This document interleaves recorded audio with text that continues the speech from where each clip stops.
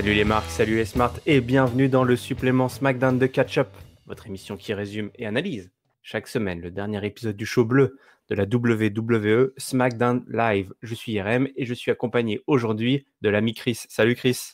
Salut Yerem, salut peuple de Catch-Up, bienvenue dans le monde merveilleux du show bleu ou pas. Et on commence, je voulais juste dire un petit mot pour commencer, parce qu'aujourd'hui on a appris le décès d'Harley Race. Et pour situer pour les jeunes, en fait, il avait 76 ans, hein, donc il n'était pas tout jeune, un catcheur qui meurt dans des âges un peu plus classiques, on va dire. Et donc ce monsieur, quand même, pour l'histoire, il restera à jamais le tout premier champion des États-Unis de la WWE. Et il aura été aussi King of the Ring en 86. Et c'est un type qui a été multiple fois champion du monde poids lourd de la NWA et qui aura eu quelques feux de légendaire avec Ric Flair. Voilà. Donc il nous a quittés aujourd'hui. Donc rest in peace Harley. Ouais, exactement. Fin de course, la fin de la course pour Harley Race. Et du coup, petit hommage peut-être à la fin de cet épisode, puisque le champion US était là, lui. C'est pas le premier, mais c'est le dernier en date, le champion US.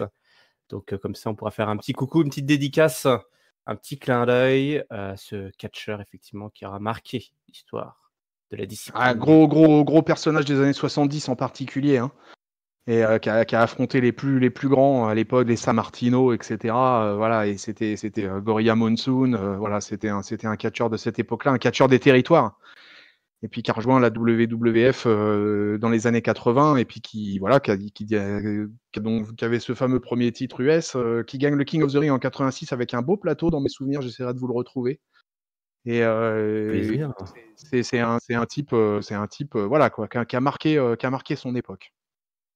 Un autre qui a marqué son époque, c'est Shane O'Mac. Shane McMahon, il a marqué son époque.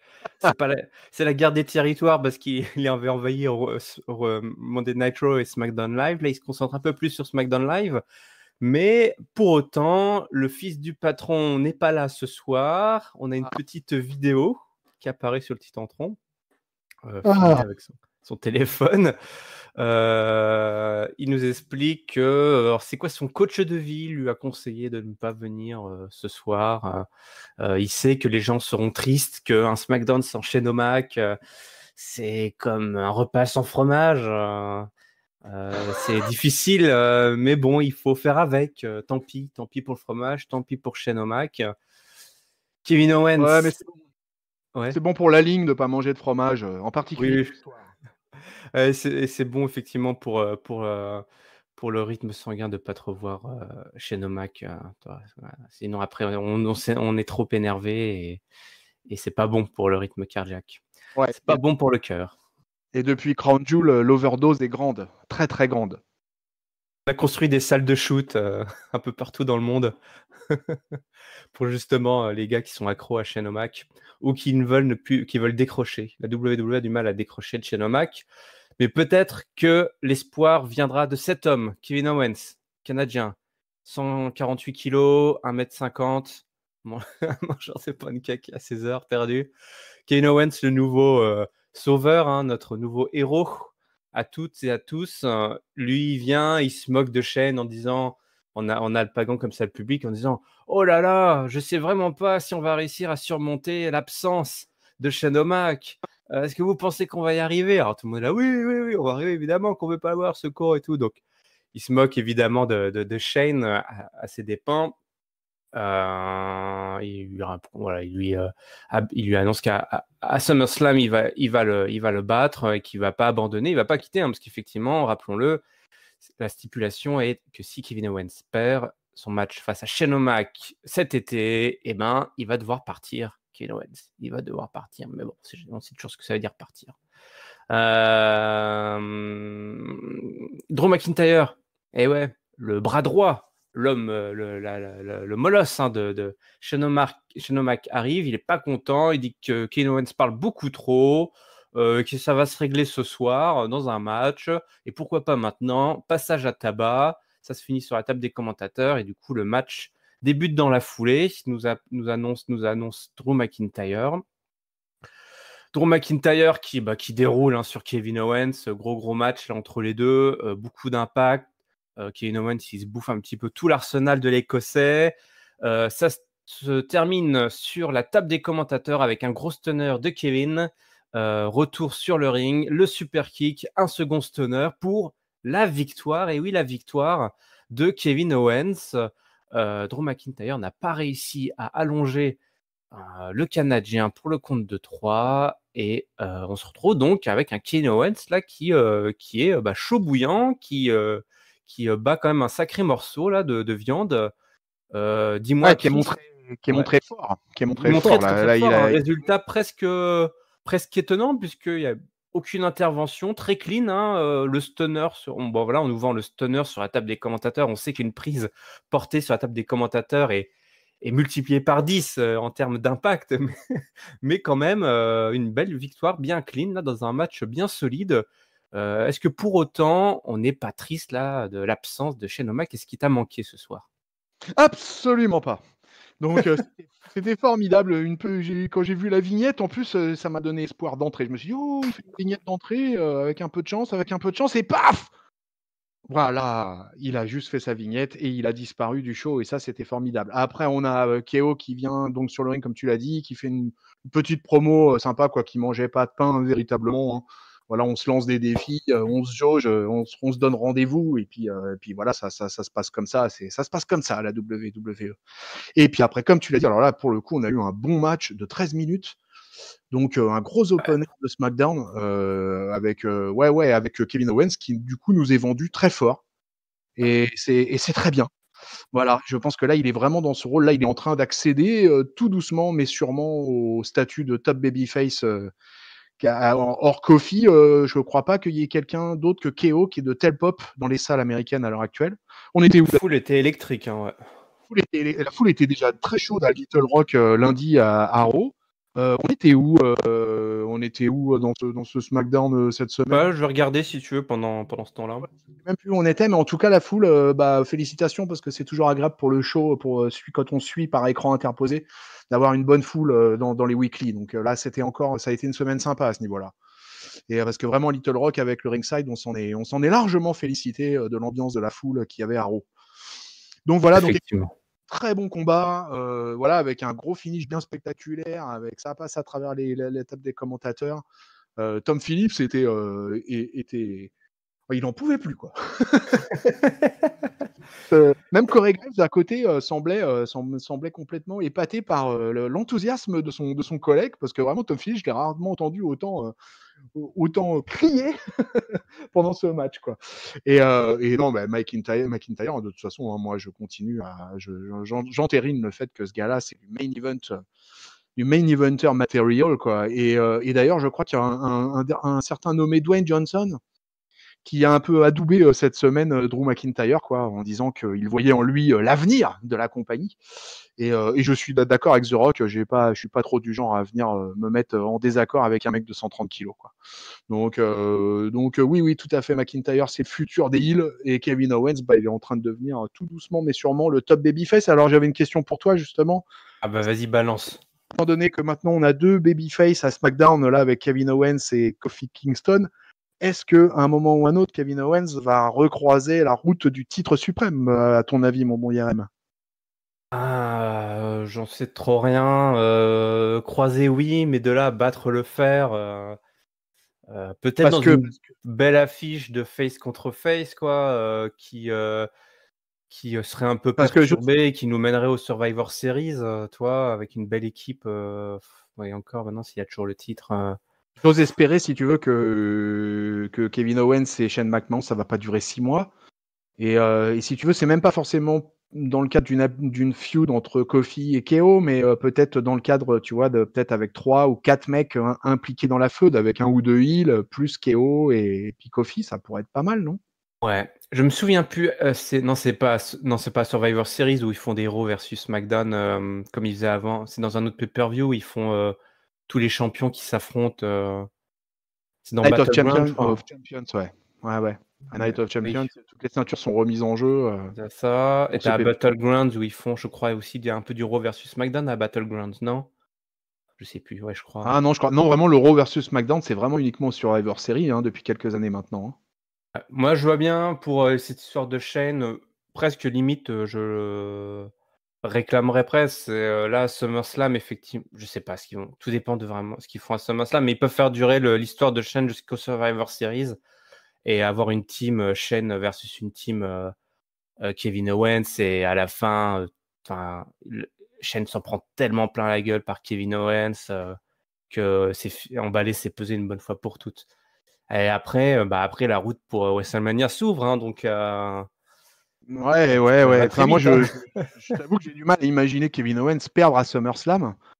Pour moi, il va gagner, mais après, c'est un avis personnel, les amis. SummerSlam, historiquement, SummerSlam est aussi la terre des heels. Hein. On sait que les statistiques sont souvent à l'avantage des heels dans les grosses affiches là à SummerSlam, mais bon, Ouais, c'est c'est pas vrai. une vérité absolue. Et puis, la foule est tellement chaude là pour. Et Shane O'Mac a déjà gagné tellement de fois. Toi, il a quand même battu Roman Reigns. Il est arrivé à un Oui, niveau où suffisamment haut que les gens le détestent. Ça, c'est le vrai ultime boss de SmackDown. Que effectivement, le battre à SummerSlam serait déjà une très belle histoire. ouais, c'est un peu le top heel de SmackDown depuis maintenant pas mal de temps, depuis trop longtemps.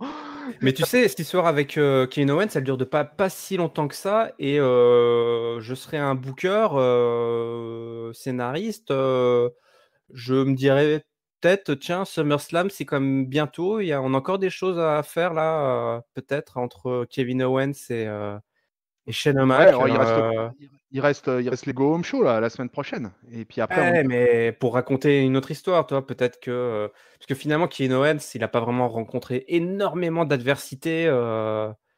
Pour cette histoire, cette rivalité encore. Toi, il vient d'arriver récemment, là, il a été projeté dans cette rivalité et c'est ça va être leur premier match-up officiel entre les deux. Donc on verra, mais ce qui est sûr, c'est que là, on s'y trompe pas, la foule ne s'y trompe pas. C'est Kevin Owens, il est au top et on a le face. Je pense qu'on a, par rapport à Kofi Kingston, ouais, ça se tient quoi. Les deux sont vraiment très bons et du coup, je les ferai pas forcément se croiser la route. Hein, pour une fois qu'ils arrivent à construire des top babyface, ça sert à rien de les mettre ensemble si ce n'est lors d'un weekly pour faire chauffer la salle, mais c'est bien qu'on ait Ouais, moi, plusieurs faces adulés, toi. je trouve que c'est bien d'avoir Kevin Owens et Kofi, c'est des catcheurs qui sont bons dans les matchs à plusieurs. Et Kofi, ça cache un peu quelques lacunes. Et KO, lui, il s'épanouit. Plus il y a du mec à fracasser, plus il est heureux. Ah Donc, ouais. c'est pour ça que j'avais bien envie de voir des matchs un peu croisés, du Fatal 4-Way, du Triple Threat, tu vois, des choses comme ça, quoi, un truc un petit peu sanglant. Mais enfin bon. Ouais, bah, ils peuvent nous faire plaisir dans des weekly ou dans des pay-per-view secondaires en faisant des teams avec ces mecs-là. Oui. Mais après, Kofi Kingston, c'est vrai, ils sont vraiment pas les mêmes histoires, ils sont pas du tout concernés par les mêmes problèmes de vie, quoi. Ils ont pas du tout leurs histoires pour l'instant sont parallèles, il n'y a pas d'échangeur entre les deux, donc on verra Non. après SummerSlam, hein, effectivement, quel sera le programme. Mais en tout cas, c'était une belle entrée en matière, un bon match bien compétitif. C'est Voilà. assez rare, d'ailleurs, ça a noté. Souvent, ça termine en autre boudin pour booker le main event. Là, pas du tout. On a eu entrée, plat, dessert en 20 minutes, là, et on est parti sur une bonne voie. Allez, l'ancien camarade justement de Drew McIntyre, Dolph, est interviewé backstage. Il doit commenter ses vilaines actions de la semaine dernière où il a super kick, ou plutôt switch in music, comme ils le diront plus tard dorénavant les commentateurs. HBK, Dolph, il en a rien à foutre. Too bad, dit parce qu'il est too good. Il se moque des anciens, des légendes, hein, Mick Foley, Goldberg. Il s'est pas moqué de Harley Race, heureusement, parce que là, ça aurait été vraiment genre, je porte la poisse au pauvre gars. Et il explique qu'à SummerSlam, il va affronter le Miz, évidemment, hein, cette rivalité interminable continue. Et ce soir, il a un match contre Finn Balor. Alors, c'était un peu difficile pour Dolph. Hein. Il devait parler de beaucoup de monde à la fois dans cette promo. Le match a eu lieu un petit peu plus tard entre Dolph Ziggler et Finn Balor. Il n'a pas duré très longtemps ce match, puisque à la 5e minute, on a eu la musique de Bray Wyatt qui a retenti. The Fiend est apparu dans les. Il était quoi sur la rampe là, je crois, d'accès. Il était quelque part.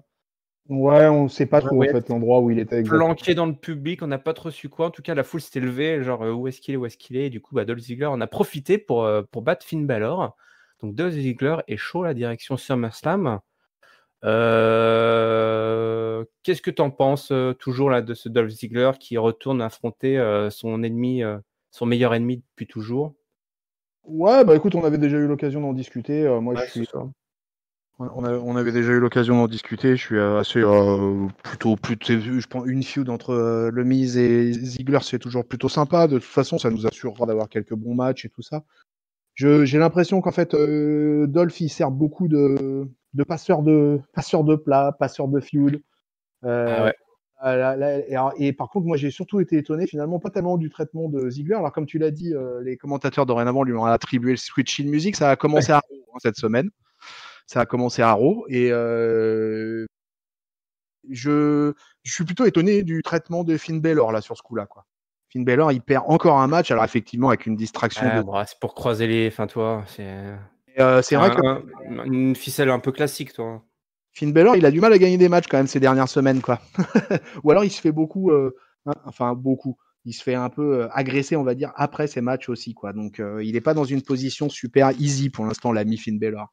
Mais du coup, Non, non, mais. bah, voilà, après, si tu veux, Dolph, c'est un mec solide dans le ring, etc. Donc ce qu'ils nous ont donné tous les deux dans le ring, c'était plutôt sympa. On était assuré d'avoir un petit, même si c'était un petit match, que ça soit quand même de qualité, quoi.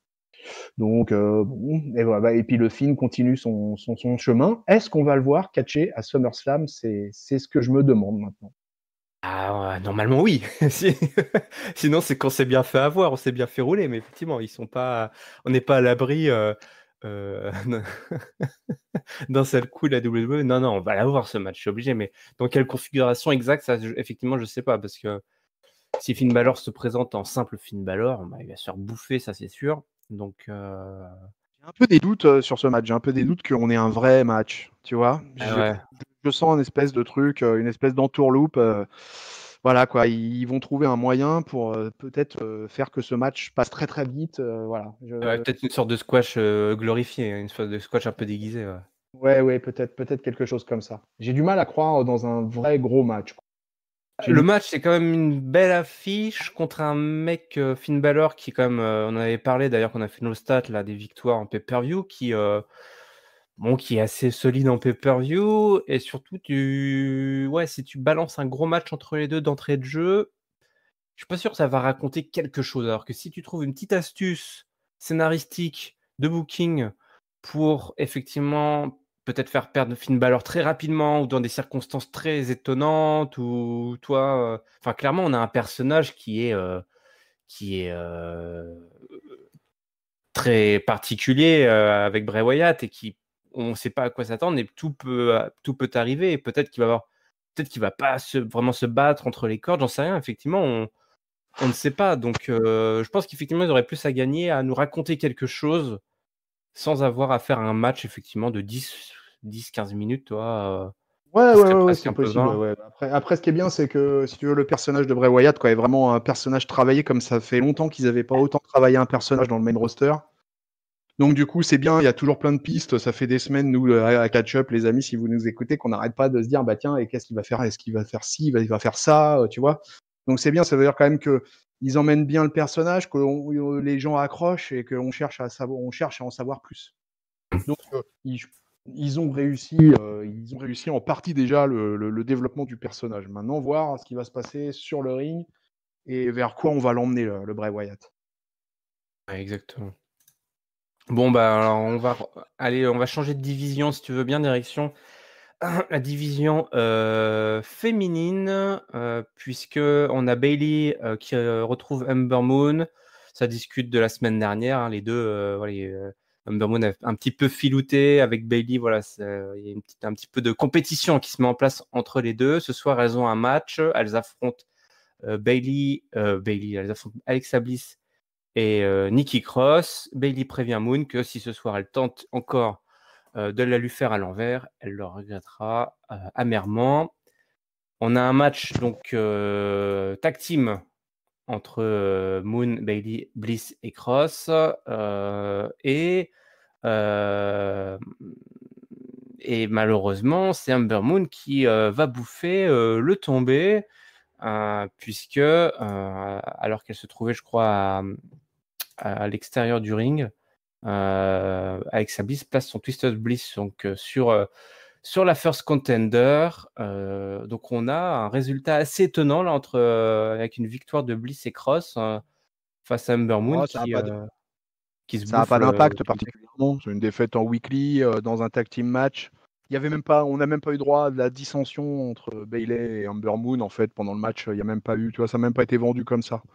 Ça a été vraiment vendu comme un match finalement simple et voilà. Ember elle prend le tombé parce que d'abord elle porte l'éclipse à Cross. Elle est perturbée par Cross et du coup elle lui Ouais. pose ça. Et après derrière elle en profite la Miss Alexa quoi.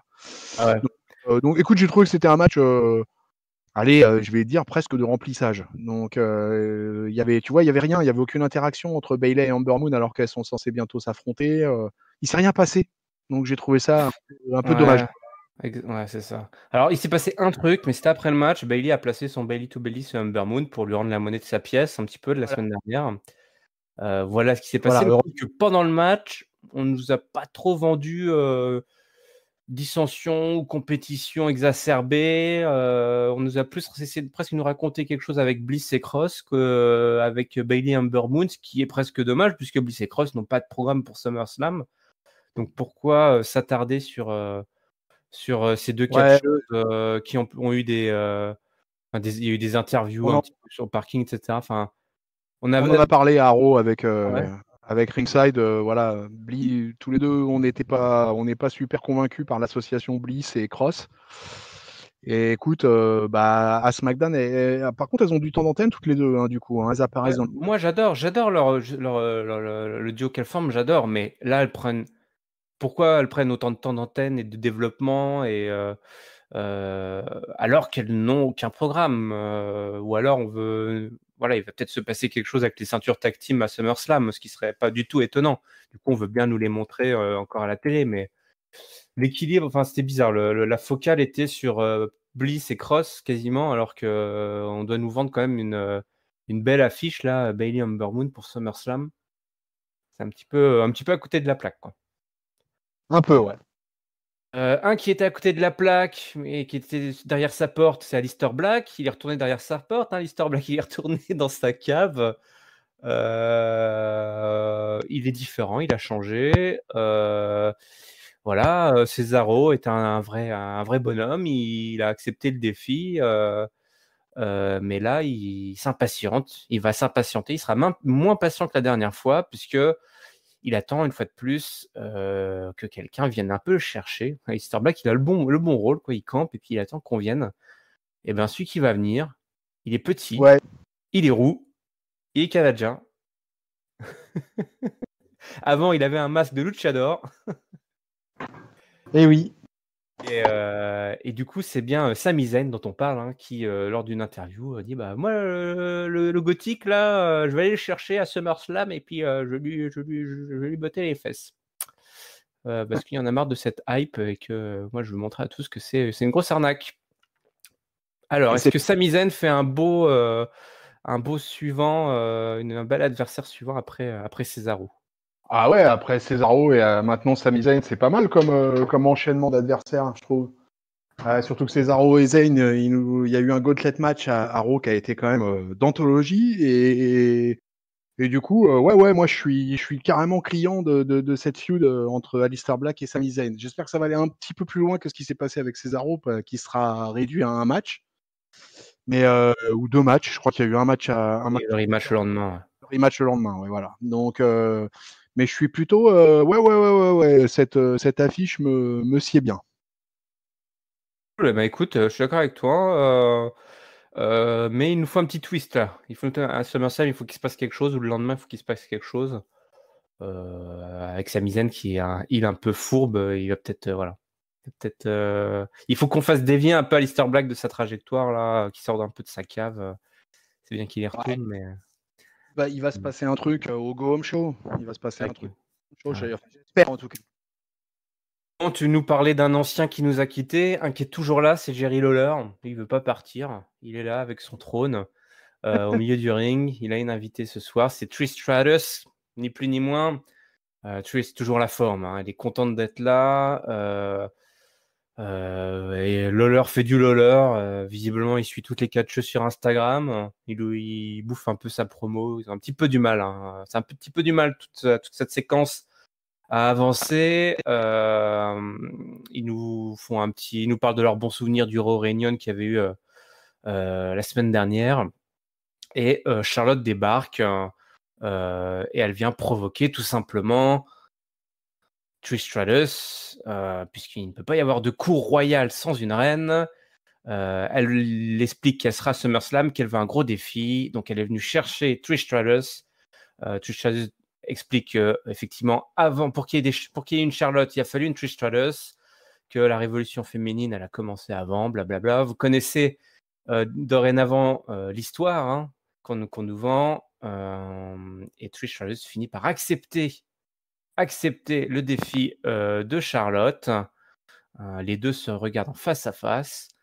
Ouais, écoute, on a une promo un peu compliquée à se mettre en place, mais on a enfin notre grosse affiche, le passage de témoin entre tout simplement celle qui dominait la division féminine il y a 15 ans et celle qui domine la division féminine aujourd'hui. Donc finalement, oui, voilà. c'est digne d'un SummerSlam, ça.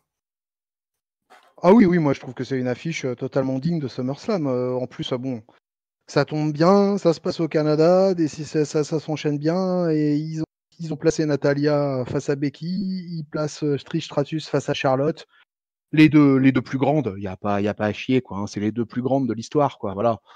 Parce que Charlotte, c'est elle qui domine. Je sais plus depuis combien de temps elle est dans le main roster, depuis 2014 2015 peut-être, je sais plus. Enfin, en tout cas, ça fait 4, 5 ans, 6 ans que Charlotte, voilà, elle plane au-dessus de la division féminine et que personne, je crois, n'y redit rien du tout. Parce que c'est mérité, parce que cette fille, elle a révolutionné quand même ce qu'on pensait auparavant du catch féminin. Et pour moi, voilà, c'est une belle affiche à SummerSlam. C'est voilà un match qui va complètement m'intéresser. Et alors après, je suis d'accord avec toi, la promo elle était mauvaise. Je pense que le Jerry Lawler, il est largement responsable de ça, quoi, parce que ouais, lui, il est complètement aux fraises, celui-là, quoi. Comme tu dis, il suit tout le monde sur Instagram, on se demande pourquoi, King Lawler, pourquoi tu suis les filles sur Instagram comme ça? Voilà. C'était que sur Instagram. Voilà, hein.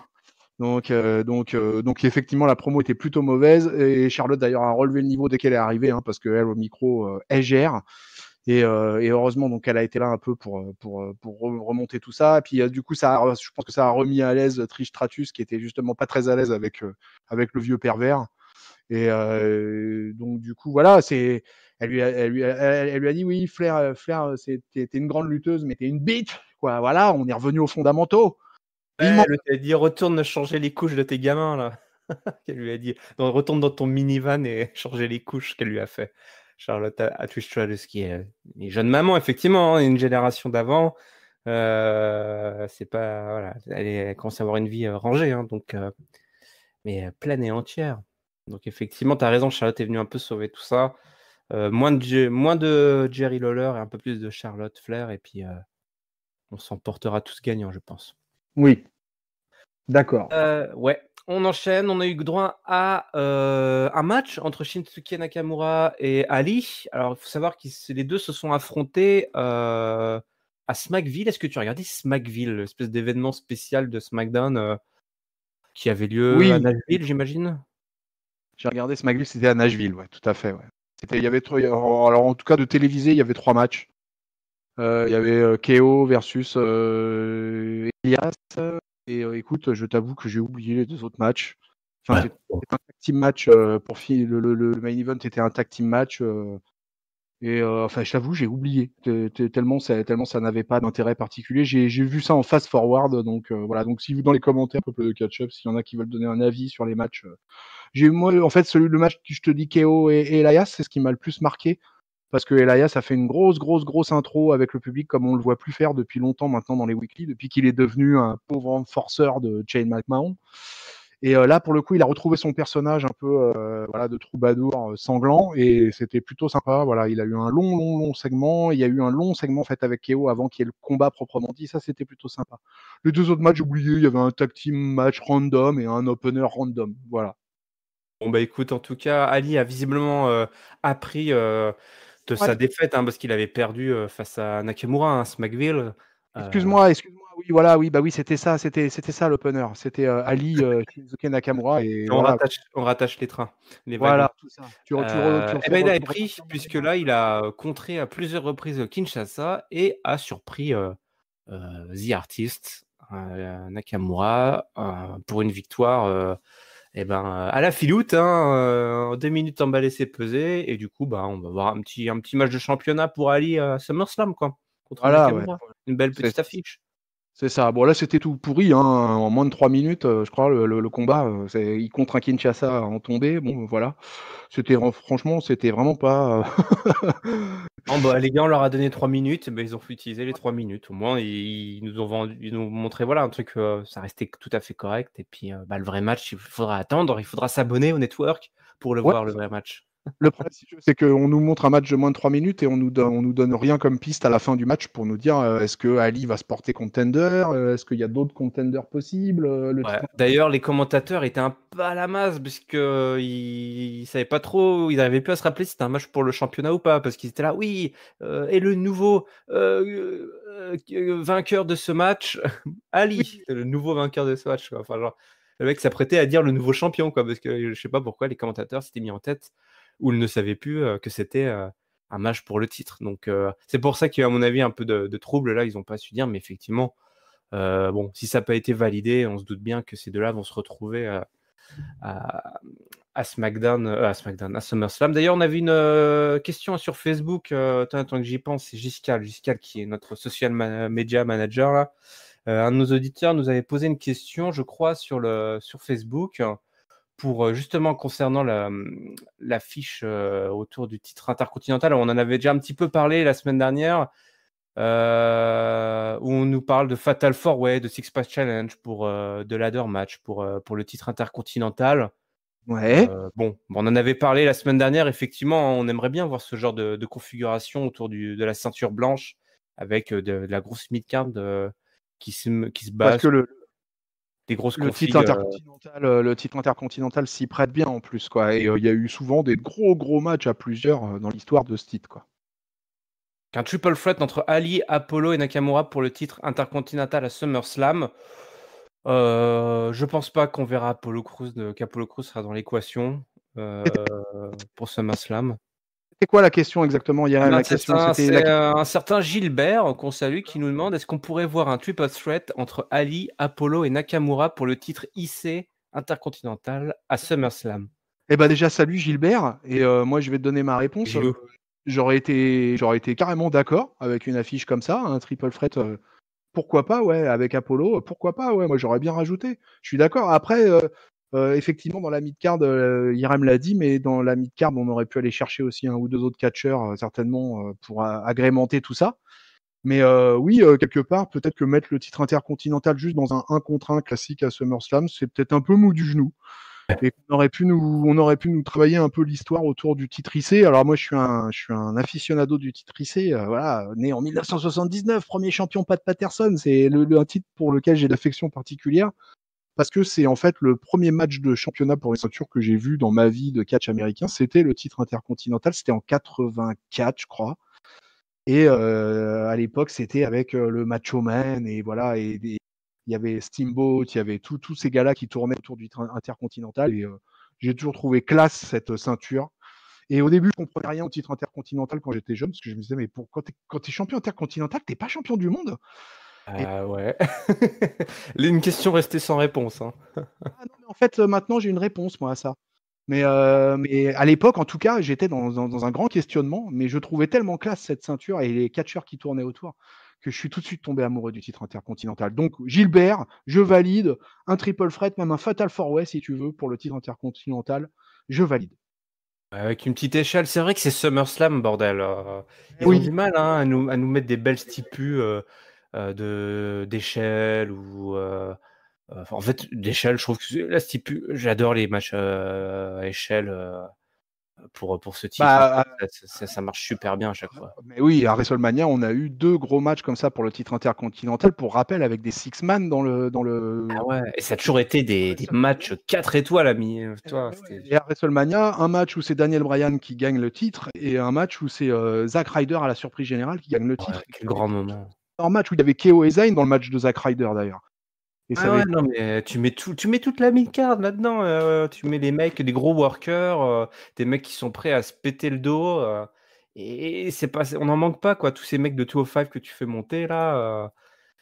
le titre Et, ou de le titre NXT. intercontinental, quelque part, je trouve que Nakamura fait un champion, très honnête du titre intercontinental. Le problème, c'est qu'il est pas servi par les histoires, il est pas servi par, l'adversité et on lui a mis que Ali dans les pattes et c'est vrai que c'est dommage, c'est pour ça que Gilbert, il est totalement raccord, hein, en tout cas avec moi, quoi. C'est clair que ça manque un peu de peps dans cette feud, quoi et que c'est vrai que ce titre mérite d'avoir, des matchs à plusieurs.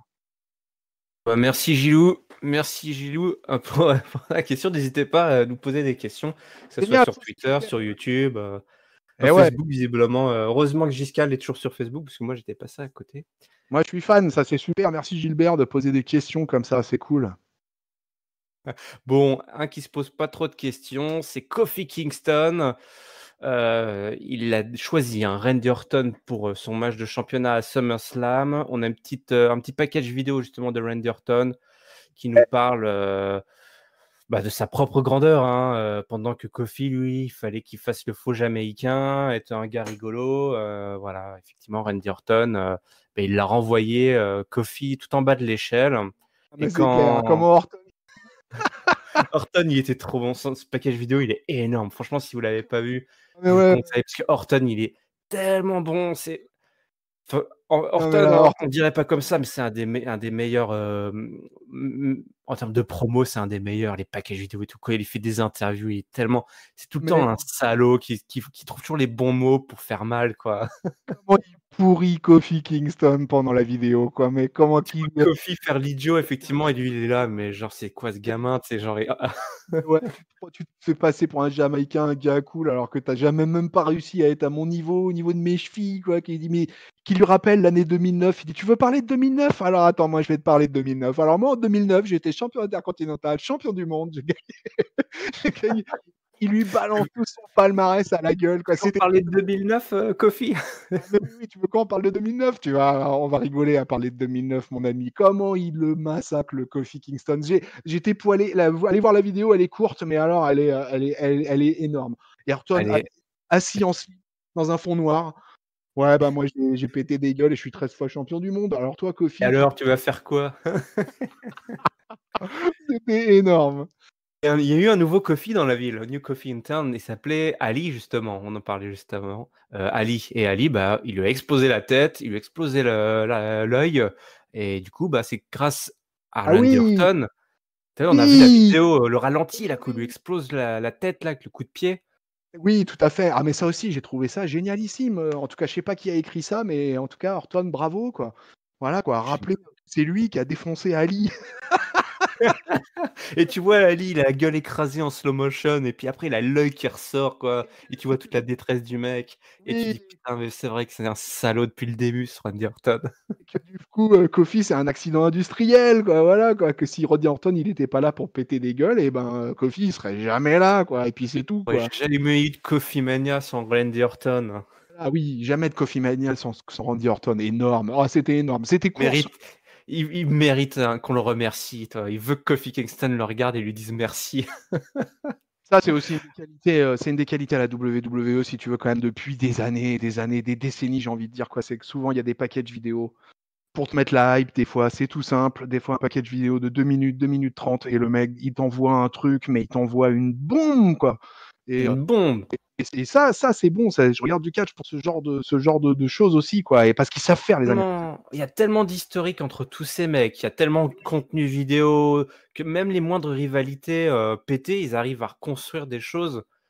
à Et reconstruire des histoires, à rassembler les morceaux et à te sortir des packages vidéo. T'es là, waouh, putain, mais c'est vrai que c'est un salaud depuis le début. Et quand il lui fait, à la fin, il fait, ouais, le fait que Kofi est venu me défier, c'était stupide, stupide, stupide. On se souvient en fait qu'effectivement, c'était une des catchphrases, un culte de Randy Orton qui avait, je crois qu'il avait placé un gros RKO à Kofi Kingston en lui disant qu'il était stupide. C'était à la même époque, hein.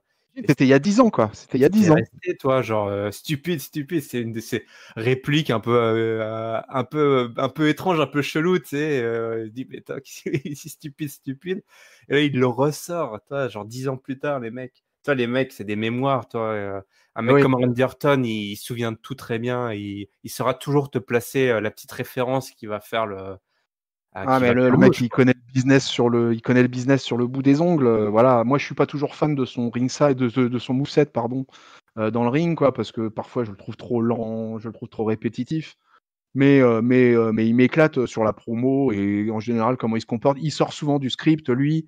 Il a eu plein de moments dans sa carrière, voilà quoi, où ouais, il a fait un peu des grosses conneries, comme quand il avait balancé l'un des frères Singh là sur la table du commentateur et qu'il l'avait foiré, qu'il l'avait balancé dans l'angle et avec une force qui était pas du tout prévue. Enfin, Orton, il est capable de sortir de son personnage. Tout d'un coup, il est capable de ringside d'aller s'adresser à quelqu'un du public de manière totalement impromptue. Et je sais pas si tu te rappelles du Royal Rumble 2014 où il avait affronté John Cena et qu'il était à un moment, voilà quoi, il se faisait pourrir par le public. Ça s'était super mal passé ce match avec le public. Et il était carrément sorti, il s'était foutu, il s'était accoudé ringside, et puis il avait commencé à Oui. tchatcher avec un mec avec un espèce de petit sourire narquois, et il avait balancé des insanités au mec, et en le disant c'était une fucking crowd, et voilà, que c'était il avait dit que c'était la worst ever crowd I've ever seen. Il avait jamais vu un public aussi pourri que ce jour-là, quoi. Et Horton, voilà, il est capable de ça. Alors quand tu le mets dans un paquet de vidéos comme celui-là, bah, c'est un petit bonbon, c'est du Je bonheur. me souviens d'un house show à Paris, là, où justement, c'était un match contre Mark Henry. Et tout d'un coup, le mec s'est mis à faire des grands écarts en sautant, tu sais. Il fait souvent ça en house show, il fait toujours le con, Randy Orton. Et là, il était en mode hyper sérieux. Et tout d'un coup, Randy Orton, il faisait des sauts de cabri complètement idiots, toi, complètement alambiqués et over the top. Et tu fais, mais qu'est-ce qu'il fait? Putain, effectivement, il arrive vraiment. C'est un bosseur. Ouais, c'est un vétéran. C'est un vétéran, c'est un mec qui Il- connaît comment ça fonctionne effectivement, vous allez peut-être le trouver ennuyeux entre les cordes, vous allez peut-être en avoir marre de sa gueule, mais le mec, où il faut monter, sortir le grand jeu, bah paf, il te fait ce package vidéo là avec Ouais. en balançant sur Kofi Kingston qui était vraiment énorme. Bah Au Kofi du coup, final, ouais, ce mec-là, il est Grand Slam champion. ça fait pas Euh, si longtemps que ça, hein. C'est c'est un- l'année dernière, hein, où il y a, attends, c'était il y a un an ou deux où il a gagné le titre US. il est 13 fois champion du monde. 9 ans, c'est un vétéran, non, un vétéran affirmé et quasiment incontournable en fait à la WWE, quoi. Je pense qu'il fera toute sa carrière à la WWE. Et c'est un mec, voilà, en vidéo, en promo, voilà, je reconnais toutes les qualités de ce bonhomme, quoi. Ouais, non, on va avoir une belle affiche pour SummerSlam là. Kofi jusqu'à aujourd'hui, il a affronté à partir après Dynamite, il a affronté des bons heels, mais des heels un petit peu désœuvrés, sans vraiment grande. Il n'y avait pas vraiment d'histoire. Toi, là, il y a vraiment une belle rivalité qui est en place entre les deux. Et une fois qu'il aura battu Randy Orton, je pense qu'on pourrait dire que il aura battu le boss final quasiment. Toi, pour vis-à-vis de Kofi Kingston, Randy Orton, c'est vraiment le boss à battre, quoi. Bah, Kofi Kingston, il va devoir battre un autre boss, c'est l'ancien propriétaire du show bleu, AJ Styles. Il est là, accompagné des Good Brothers. Maintenant, on les appelle The OC, hein, The Original Club. Donc, ils ont leur entrée, ils ont leur habillage vidéo, graphique. Ils ont investi là sur ce clan. On a donc un match entre Kofi et AJ Styles avec leurs compagnons qui sont autour. On a eu un beau main event là, de 15 minutes entre les bonhommes. Oui, Euh, donc le club, hein, qui aide AJ Styles qui intervient évidemment pendant le match. Du coup, là, Biggie et Xavier Woods, grosse brawl avec Gallows et Anderson. Pendant ce temps-là, Kingston retourne sur le ring et il transforme un Phenomenal Forearm en Trouble in Paradise. Donc, il cueille AJ Styles d'un bon coup de pied à la volée. Il est couché. Un beau mouvement high fly là, ce moment-là. Ouais. Le Final Forum contré en Trouble in Paradise, là, c'est vraiment. Ouais. Que AJ Styles ne se relèvera pas de ce finisher le plus puissant. Hein. Je vous invite à faire une carrière avec Kofi Kingston quand le prochain jeu WWE sortira, parce que je pense qu'on ne peut plus se relever de ce finisher du Trouble in Paradise. Et donc une grosse victoire, hein, pour Kofi. Grosse victoire pour Kofi. Face quand même à AJ Styles, le champion US, qui avait le vent en poupe là, et qui s'est bien fait allonger là à la fin de ce match. C'était un excellent main event avec les deux clans dominants actuellement dans les deux shows respectifs. Il y avait de la ceinture partout. Tout le monde avait un beau morceau là autour des hanches là ce soir. On avait les doubles champions tag team, le champion US et le champion du monde, quoi. Et on avait de l'or là dans le ring là. Hein. C'était franchement, moi quand j'ai vu que c'était le main event, j'ai fait wouh, mais c'est bon ça. Et du coup, bon match. Voilà, franchement, c'était un bon feu d'artifice pour finir ce SmackDown cette semaine. J'ai trouvé, alors si tu veux, alors évidemment, on est toujours dans l'histoire de la White Card Rule, et donc du coup, il y a du monde d'un peu partout qui vient. Mais comme tu l'as rappelé au début, c'était AJ Styles, c'était quand même, voilà, le proprio de SmackDown pendant 2 ans ou 3 ans, quoi.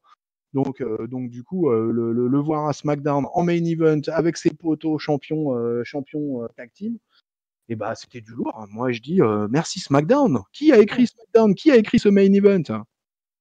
Attention, visiblement, il y a des rumeurs comme quoi, enfin des rumeurs, visiblement, Vince McMahon a réécrit entièrement le show juste à 24 heures avant l'enregistrement, le live. Donc ça veut dire qu'on va commencer à dire du bien de Vince McMahon. C'est hors de question, voyons, tu sais bien, c'est interdit. Oui, parce qu'il y avait quand même, enfin, dans ce SmackDown, je l'ai pas trouvé impérissable non plus. Allez écouter notre review de Raw, les amis, vous allez voir notre historique qui a été mise. Mais effectivement. Ce soir, je mettrai pas une note historique, tu vois, par exemple, à SmackDown. Mais par contre, ce main event, voilà. Un event bien amené, voilà, on disait, hein, la White Card Rule, c'est de la merde, mais par contre, justement, que tu fais venir de temps en temps, de façon très rare et ponctuelle, et des mecs qui ont la stature de AJ Styles, qui ont une justification, là tu fais waouh, là c'est pas, enfin toi, c'est des mecs qui se déplacent pas pour rien, c'est du lourd, ça fait le main event, plutôt que balancer de la mid-card aléatoire à droite à gauche, on sait plus vraiment qui est où. Là, ça fait genre les mecs se déplacent, toi. Si les mecs se déplacent, c'est que c'est important. C'est pas parce que c'est la White Card Rule, c'est parce que les mecs de Raw, s'ils viennent à SmackDown, c'est qu'ils sont venus régler des comptes. Et du coup, puis tu connais le fait que moi j'aime bien quand un weekly ça se termine toujours par un main event fort, quoi, pour te laisser une bonne impression justement. Et moi j'aime bien que les choses se terminent comme ça, où tu te dis voilà, le main event se termine, tu te dis voilà, ouais, là ça a envoyé, quoi. Et puis, les mecs, ça se termine comme ça, mais ça s'est pas terminé comme ça. Puisque juste après, on a une séquence un petit peu bizarre qui aurait pu trouver sa place n'importe où ailleurs. C'est Roman Reigns qui marche dans les couloirs de l'arène. Il va rejoindre Kaylee Braxton pour une interview importante, puisqu'il doit nous annoncer qui il souhaite affronter à SummerSlam. Mais sur le chemin, le gros toutou sent que quelque chose cloche, il se retourne et il y a tout simplement un échafaudage métallique qui lui tombe sur la gueule. Ça s'affole, ça court dans tous les sens. Roman Reigns s'est étrangement épargné. Je veux dire, le mec, limite, il n'a pas du tout été touché par l'échafaudage, alors qu'il s'est quand même fait écraser normalement, hein, la façon dont c'est tombé. Mais non, il remonte. Il réagit pas. C'est poker face. C'est genre, tiens, qu'est-ce qui s'est passé? Bon. Puis il repart dans l'autre sens. Il envoie bouler un peu les équipes médicales qui viennent un petit peu dès qu'il le touche, le mec, me touche pas, laisse-moi tranquille. Et puis il repart. Et puis on n'en saura pas plus. Voilà. Bah écoute, segment très très court pour finir SmackDown et pour nous laisser savoir la question que tout le monde se pose dans tous les bons salons parisiens, c'est qui a attaqué Roman Reigns? qui a attaqué Roman Reigns. Et est-ce que si tu devais parier sur quelqu'un aujourd'hui, sur qui tu parierais? Eh ben moi, je tenterais Daniel Bryan. Je sais pas pourquoi. Ah. Comme ça, à l'instinct. Et ça aurait été, c'est pas con, hein. Ouais. Moi, je tente. Je tente Daniel Bryan. On va voir au fur et à mesure du ce qui va se passer. Mais moi, aujourd'hui, au 2 août 2019, je tente Daniel Bryan. Et toi? Du coup, j'ai envie de tenter comme toi parce que ça me plaît bien ton histoire avec et ça aurait été son homme de main là, Eric Rowan, qui aurait poussé le. Par Eh exemple. oui. Alors, je pense Bah. qu'il y a plusieurs pistes. Il y a plusieurs catcheurs possibles là, dans cette On nous parle sur le Discord de Catch-Up, que je vous invite à rejoindre, le lien est dans la description. On a eu le nom de Lars Sullivan. Un gros Golgoth, blessé, qui reviendrait, qui est suffisamment costaud pour pousser des échafaudages. Quoi, dans l'onglet WWE sur Discord? Alors dans l'onglet spoiler maybe, ouais, spoiler area. Donc l'onglet qu'il ne faut pas ouvrir si vous n'avez pas vu les shows. D'accord. C'est l'ami Xel Texen ou Mister X, comme Giscal aime l'embêter, qui nous dit que pour lui, d'après lui, ce serait Lars Sullivan. Et il nous dit, on balance, pourquoi pas le Big Show, Shelton Benjamin ou Andrade. Donc le mec a fait tous les différents gabarits là. Sur Lars Sullivan, j'avais lu aussi, je crois, il y en a pas un qui a parlé de Buddy Murphy aussi, je crois. Pourquoi Buddy Murphy d'ailleurs? J'aurais pas. Buddy Murphy, c'est. Non, je pense que ce mec, on l'a viré, on a dû le ban de Discord parce qu'on dit pas des conneries comme ça, je pense. Et ou Lars Sullivan, hein, Shelton Benjamin, non, le Big Show, faut oublier. Andrade. Mais non, faut que ça soit un costaud quand même. Ouais, non, mais je vais garder ma pièce sur la team Daniel Bryan. Ouais. Rowan Je pense que Daniel c'est pas mal. Bryan qui serait derrière ça. Allez, je reste là-dessus, on en reparlera la semaine prochaine. Belle affiche, ce serait une belle affiche. Bon, en tout cas, c'est comme ça que c'est terminé ce SmackDown. C'est l'heure du mot de la fin, mon bon Chris. Si tu veux bien nous partager ton top, ton flop et ta note, s'il te plaît. Alors, mon flop, je vais le mettre aux filles. Le seul segment féminin véritablement, enfin pas Trish Stratus Charlotte, mais je vais le mettre au match Alexa Bliss, Cross, Bayley, Ember Moon. Vraiment, ouais, j'ai trouvé ça sans intérêt. Ne comprenons pas trop le développement de la feud entre Bayley et Ember. Je suis pas un fan moi pour le coup de l'association Cross Bliss. Donc c'est pour le coup un élément du show qui m'a vraiment pas plu, qui m'a pas intéressé en tout cas. Voilà, donc je le donne à ça. Mon top, il y a eu quand même, on a eu un Kevin Owens, Drew McIntyre de 13 minutes qui était quand même quelque chose. Mais bon, eu égard, j'aime bien quand même donner mon top au main event. Là, ils ont envoyé du lourd. On avait de l'or dans le ring. On avait champion du monde, champion US, tag team champion de SmackDown et de Raw. Donc c'était quand même du très très lourd. Donc j'ai gravement apprécié ce main event de SmackDown Live cette semaine. Et ma note, alors écoute, ma note va être pas super haute parce que la plupart des matchs ont été très très courts. Il y a eu que le Drew McIntyre KO qui a duré 13 minutes et l'excellente promo de Randy Orton. Voilà, c'était pas mal. C'était un bon show qui se termine avec un bon main event. Donc je vais lui mettre un 3,5. Allez. Oh, c'est une note tout à fait honorable, effectivement. Oui, parce que je lui donne pas la même note qu'Aro, ça c'est sûr. Mais c'était globalement sympa. Voilà, il y a eu un ou deux trucs que je trouvais sans plus. Mais globalement, pour un show qui dure 1h20 en réel, 1h20, 1h25, c'était bien, c'était sympa. Écoute, moi, pour mon flop, j'hésite un petit peu entre Jerry King Lawler, la phase d'échange entre Stratus et Lawler, et puis cette séquence un peu grotesque de Roman Reigns. Mais au moins, la séquence grotesque de Roman Reigns, ça durait moins longtemps et c'était tellement ridicule que. Ouais, puis c'était court, hein. Franchement, c'était court.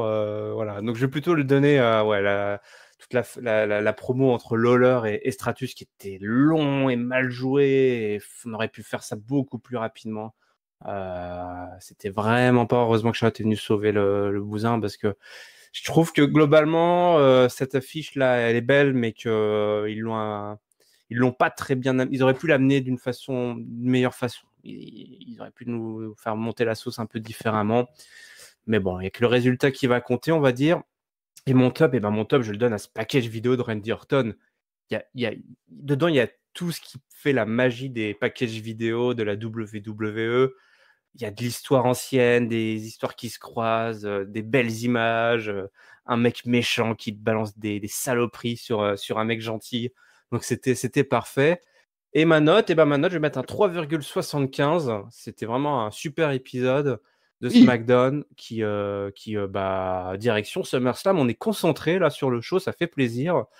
Le seul truc effectivement qui est chiant, c'est cette histoire de Nikki Cross et Alexa Bliss, mais je me dis c'est pas possible, ils vont réussir à nous les mettre dans la scène tag team. D'ailleurs, où on n'a pas eu droit de match comme on nous avait annoncé. On aurait dû avoir un match de comment elle s'appelle, Mandy Rose et Sonya Deville contre Deville Ouais. et la Mais team des japonaises, et ça a été reporté parce que l'une des deux est malade, qui est faible, je crois. ouais. Et puis le botch de Mandy Rose de la promo de la semaine dernière a pas beaucoup plu apparemment aux coulisses, quoi. Ah ouais, merde. Des fois, c'est tolérance zéro, parfois. Parfois, on peut dire des grosses conneries et parfois, vaut mieux pas. Bon, bah, voilà, Et ce serait bien qu'il se passe un petit peu quelque chose pour cette ceinture en pré-show de SummerSlam. Tu nous fais un Fatal 4-Way avec. à signaler quand même que la Tag Team Division à Raw en ce moment est d'un niveau incroyable et que à SmackDown par contre ça a beaucoup baissé au niveau de la Tag Team, quoi. Je suis assez déçu de ce qui se passe je suis assez déçu de ce qui se passe sur la scène Tag Team de SmackDown. Ouais, je suis d'accord. Je suis d'accord que là, c'est vraiment clairement plus leur point focal, quoi. C'est plus leur priorité, la scène tag team. Elle est un petit peu dissoute, là. Je pense qu'effectivement, c'est bien d'avoir remis les ceintures autour des Anges du New Day, mais je pense qu'ils peuvent le perdre assez rapidement, là, après SummerSlam, parce que Voilà, franchement, à SmackDown, il souffre de la comparaison avec ce qui se passe à Raw depuis plusieurs semaines, là. Vraiment, à Raw, la Tag Team Division en ce moment, c'est un régal. Carrément un régal. Je le dis, un régal. Voire un William régal. un William Regal serein pour les amateurs de cassoulet. Allez, ça m'a donné faim tout ça. Pareil. Bon, allez, il est l'heure d'arrêter, d'aller manger et de faire l'autopromo. Donc, Catch Up, votre podcast qui résume, analyse les shows de la WWE. Vous pouvez nous retrouver en audio sur Spotify, iTunes, PodCloud, mais également en vidéo sur YouTube. N'hésitez pas à commenter justement sur la vidéo YouTube, à nous partager votre top, votre flop et votre note. Qu'est-ce que vous avez kiffé? Qu'est-ce que vous avez détesté? Qui a poussé cet échafaudage sur la gueule de Roman Reigns? Est-ce que c'est Daniel Bryan? Est-ce que c'est Lars Sullivan? Ou est-ce que c'est Giscard est-ce que c'est Giscal? Est-ce que c'est le fantôme de Harley Race, même s'il n'était pas encore mort? Du coup, là, il y aura un mystère à résoudre. Giscal, il aime trop Roman. Giscal, c'est un babyface, c'est pas un heel. Je pense que c'est plutôt Ringside qui est derrière tout ça.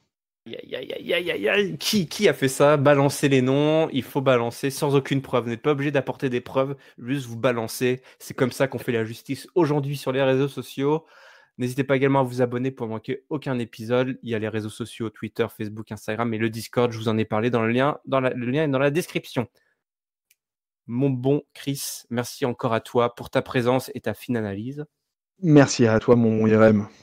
On se donne rendez-vous la semaine prochaine pour les Go Home Show. On y arrive à SummerSlam. D'ici là, on vous souhaite à toutes et à tous une bonne semaine pleine de catch. Salut. Salut IRM. Salut peuple de catch-up.